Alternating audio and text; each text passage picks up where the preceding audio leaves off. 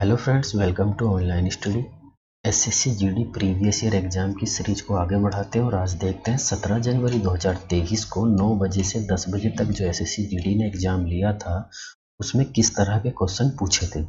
ठीक है दोस्तों, वीडियो को लास्ट तक देखेंगे क्योंकि ये वीडियो आपके आने वाले एग्जाम एसएससी जीडी 2024 के लिए बहुत इंपॉर्टेंट होने वाला है। तो चलिए वीडियो को शुरू करते हैं। चलिए तो दोस्तों, आ गए हम part B, general knowledge and general awareness. जो सबसे इम्पोर्टेंट क्वेश्चन है वो देख लेते हैं एक बार। पहला है, राज्य के राज्यपाल के रूप में नियुक्त होने के लिए न्यूनतम कितनी आयु होनी चाहिए। तो राज्यपाल बनने के लिए जो न्यूनतम आयु होनी चाहिए 35 वर्ष होनी चाहिए। अगला क्वेश्चन था, भारतीय संविधान का अनुच्छेद कौन सा अनुच्छेद है जो शिक्षा का अधिकार प्रदान करता है। शिक्षा का अधिकार आपके पास 21 का है। आप इस अनुच्छेद के तहत आप किसी भी उम्र में कभी भी पढ़ सकते हैं, ये आपका अधिकार है। नेक्स्ट है, जल्लीकट्टू खेल किस देश से संबंधित है। भारत। जल्लीकट्टू, ठीक है, जो साउथ इंडिया का एक त्योहार है। नेक्स्ट है, महात्मा गांधी राष्ट्रीय ग्रामीण योजना गारंटी अधिनियम, जिसको मनरेगा भी बोलते हैं, भारत सरकार के अंतर आती है। किस मंत्रालय के? ग्रामीण विकास मंत्रालय के अंतर आती है। अगला क्वेश्चन था, विश्व में हरित क्रांति के जनक कौन है। तो राइट आंसर हो जाएगा नॉर्मन बोरलॉग। नेक्स्ट था, वॉलीबॉल के खेल में एक समय में प्रत्येक पक्ष में कितने खिलाड़ियों को फील्ड में खेलने की अनुमति होती है। देखिए, पिछले वाले जो एग्जाम अभी हुआ था, जो मैं वीडियो बनाया था, उसमें पूछा था कबड्डी के एक पक्ष में कितने खिलाड़ी होते हैं, 7। यहाँ पर वॉलीबॉल में पूछ लिया, यहाँ पर होते 6। तो दोस्तों, खेल के किसी भी टॉपिक से क्वेश्चन पूछ सकता है वो कि एक पक्ष में किसी भी खेल को लेकर कितने खिलाड़ी होते हैं, या किसी भी खेल के ग्राउंड की लंबाई चौड़ाई कितनी होती है। ये आप सारे एक बार एग्जाम से पहले जरूर देख लेना क्योंकि ये क्वेश्चन हर एग्जाम में आ रहे हैं। होली निम्नलिखित में से किस भारतीय राज्य का लोक नृत्य है। तो ये महाराष्ट्र का है। ठीक है। अगला क्वेश्चन था, 1290 से 1320 के दौरान किस वंश ने दिल्ली पर शासन किया। तो खिलजी वंश। ठीक है। अगला क्वेश्चन था, बहादुर शाह जफर और उसके बेटे को ब्रिटिश अधिकारियों ने दिल्ली में हुमायूं का मकबरा से गिरफ्तार किया था।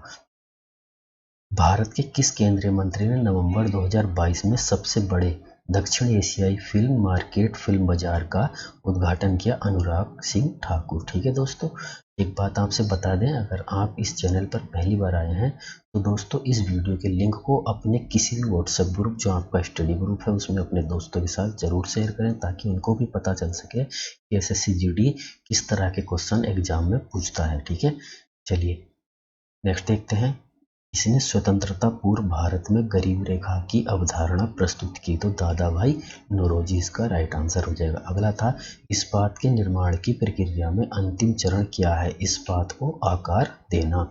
अगला क्वेश्चन था, स्तरीकरण में प्रजातियों का वितरण कैसे किया जाता है। तो और बढ़ते हैं। ठीक है।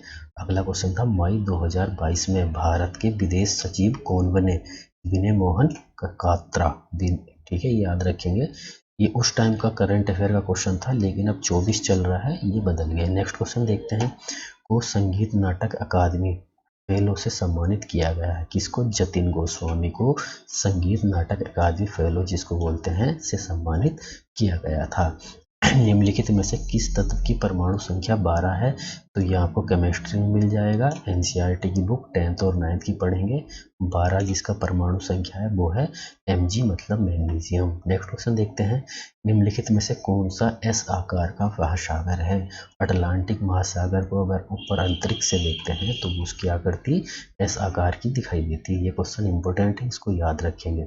अगला क्वेश्चन था, गणेश चतुर्थी हिंदू पंचांग के निम्नलिखित में से किस माह के चौथे दिन से शुरू होती है। भाद्रपद से ये शुरू होगी। नेक्स्ट क्वेश्चन था, भारत में हरित क्रांति की शुरुआत 1960 के दशक में की उच्च उपज देने वाली किस्मों को शुरू करके की गई थी। तो ये है चावल और गेहूं के द्वारा। राष्ट्रीय आय लेखा एक निश्चित समय अवधि से देश की गतिविधियों के स्तर को मापने के लिए एक बही खाता प्रणाली कौन? आर्थिक गतिविधि। ठीक है दोस्तों, ये हमारा जीके हो गया। चलिए हिंदी पर हम चलते हैं। चलिए हम आ गए हैं हिंदी के पोर्शन पे, पार्ट डी आप देख सकते हैं। ठीक है, पहला क्वेश्चन था, निम्न वाक्यों में त्रुटि पहचान कर शुद्ध जो वाक्य शुद्ध है उसको करना है। चतुर से काम करें तो सफलता अवश्य मिलती है। अब इन चारों को सही से पढ़ेंगे, उसको पूरा सही करेंगे क्वेश्चन। तो सही क्या बनेगा, चतुराई से हमें काम करते हैं, ठीक है। चतुराई से काम करने पर ही हमें सफलता मिलती है, ना कि चतुर होकर काम करें, ऐसा भी नहीं है। चतुरी कोई शब्द, चतुराई से काम करने पर सफल अवश्य मिलती सफलता, ठीक है। तो राइट क्या हो जाएगा, चतुराई से काम करने पर सफलता अवश्य मिलती है। नेक्स्ट क्वेश्चन था, तपस्वी ने अब बहुत तपने के पश्चात यह सिद्धि प्राप्त की है। तो वाक्य में रेखांकित शब्द के स्थान पर भाववाचक संज्ञा शब्द होगा तपने के बाद, ठीक है। तपस्या भाववाचक प्रक्रिया के हिसाब से बनेगा। विकल्पों में दिए गए किस वाक्य में निम्न शब्द इस सही पर्यायवाची शब्द का प्रयोग किया गया। पंडित मनीषी मेरे द्वारा द्वार पर आए थे। पंडित का पर्यायवाची होता है मनीषी, ठीक। याद रखेंगे, मनीषी कई तरह से लिखा जा सकता है। ये मात्रा देखेंगे, इसमें कौन सा से बना है, इसमें कौन सा से बना है, तो ये थोड़ा ध्यान से पढ़ना है। मनीषी को ही पंडित कहते हैं।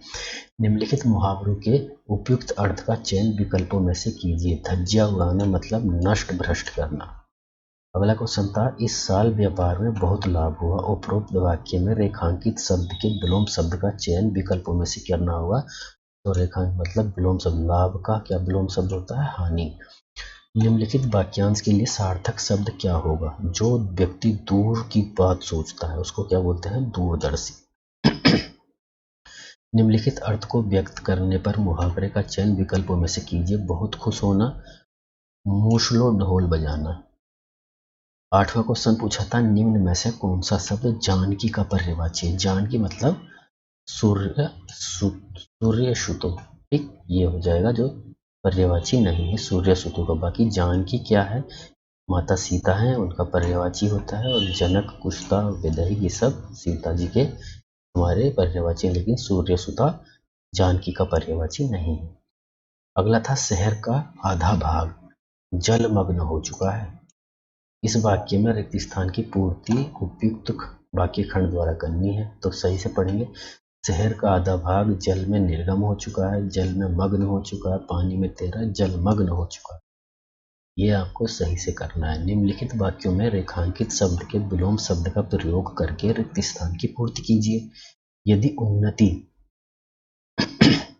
इस उन्नति का हमें विलोम शब्द करना है अवनति।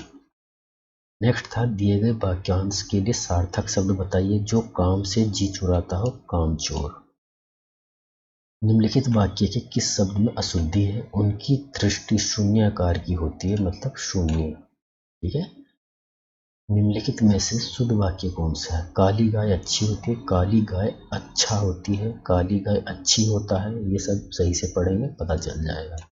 आपकी सेंटेंस एरर ही पूछते हैं हल्की हल्की। लोग रंगीन चांदनी में नौका विहार का आनंद ले रहे हैं। उपरोक्त वाक्यों में जो रेखांकित से मतलब रंगीन है, में सर्वोचित शब्द का विकल्प बताना है धवल, ठीक है।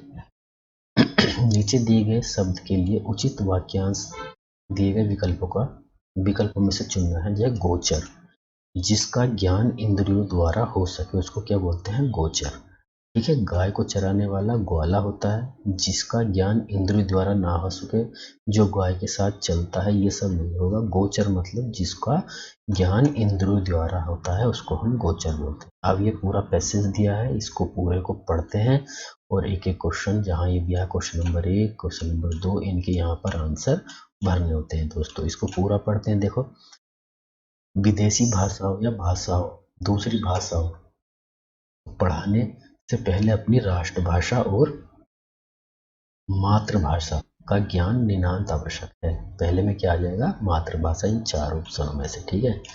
दूसरा क्वेश्चन यहाँ से इसी से आगे पढ़ते हैं, नितांत आवश्यक। जैसे अपनी भाषा में हृदय बोलता है, इससे माँ की ममता, राष्ट्र संबंधों की मधुरता तथा अपनों को जानने पहचानने की सरलता होती है। अपनी भाषा में अपनापन रहता है, इसके लिए हमें विशेष भ्रम नहीं करना पड़ता। व्यर्थ की माथापच्ची भी नहीं करनी पड़ती है और समय की बर्बादी नहीं करनी पड़ती, ठीक। यहाँ तक आ गए। अब तीसरे में यहाँ से आंसर देंगे। हिंदी हमारी मातृभाषा है, इसके लिए व्यवहार में हमें जितना सहजता और सुविधा का बोध होता है, उतनी सहजता और सुविधा का बोध विदेशी भाषाओं से नहीं होता। कारण ये है कि हिंदी हम घर बाहर सभी जगह बोलते हैं, इसी से हम अपने मन में बातें सोचते हैं, किसी विदेशी, यहाँ पर आ जाए, किसी विदेशी भाषा में नहीं। कोई भी बात हम सोचते हैं तो अपनी मातृभाषा में ही सोचते हैं। ठीक है, नेक्स्ट क्वेश्चन देखते हैं, इसी में चौथा है, इसलिए भाषा हर तरह की शिक्षा का माध्यम होती है, चाहे वह अन्य किसी भाषा की शिक्षा हो या कला कारीगरी हो। अगर हम कोई विदेशी भाषा सीखते हैं तो अपनी मातृभाषा के माध्यम से ही, इसलिए हम किसी दूसरी सीखी हुई भाषा को बोलते हैं तो मातृभाषा में मन में जो हम सोचते हैं वह उसी का अनुवाद होता है। ठीक है, इसलिए इसके बिना हम रह नहीं सकते। अगला यहाँ से पढ़ते हैं, यह हमारे दैनिक जीवन के साथ साथ घुल मिल गई है, जैसे दूध में पानी घुला है, उसी तरह मातृभाषा भी हमारी माँ का संस्कार, उसका प्यार और मिठास है। अतः अपनी भाषा सर्वोपरि है, भाषा के अध्ययन में इसी का सबसे ऊंचा स्थान है। यही कारण है कि सभी सभ्य देशों में शिक्षा मातृभाषा के माध्यम से दी जाती है। ठीक है दोस्तों, आज की 20 क्वेश्चन हिंदी के हमने देख लिए कि एसएससी जीडी किस तरह पूछता है। अगर आपको लगता है कि जीडी में जो रीजनिंग और मैथ्स और इंग्लिश आती है, अगर आपको वो भी प्रीवियस ईयर के क्वेश्चन को एक बार देखना है तो आप हमको कमेंट बॉक्स में बताइए, हम आपको वीडियो के माध्यम से वो सारे क्वेश्चन जो पिछली बार पूछे गए थे एक एक करके दिखाएंगे और सोल्व करके भी दिखाएंगे। ठीक है दोस्तों, अगर आप इस चैनल पर पहली बार आए हैं तो वीडियो आपको थोड़ा भी अच्छा लगता है इस वीडियो को एक बार लाइक करें, इस चैनल को सब्सक्राइब करें, और आपका अगर कोई व्हाट्सएप पे फ्रेंड का कोई स्टडी ग्रुप चलता है तो इस वीडियो के लिंक को आप अपने दोस्तों के साथ ज़रूर शेयर करें, ताकि आपके दोस्तों को भी पता चल सके कि किस तरह एसएससी जीडी एग्जाम में क्वेश्चन पूछता है, ताकि आप सारे दोस्तों का साथ साथ में सिलेक्शन हो जाए। ठीक है, तो मिलते हैं नेक्स्ट वीडियो में नेक्स्ट अपडेट के साथ, तब तक के लिए नमस्कार।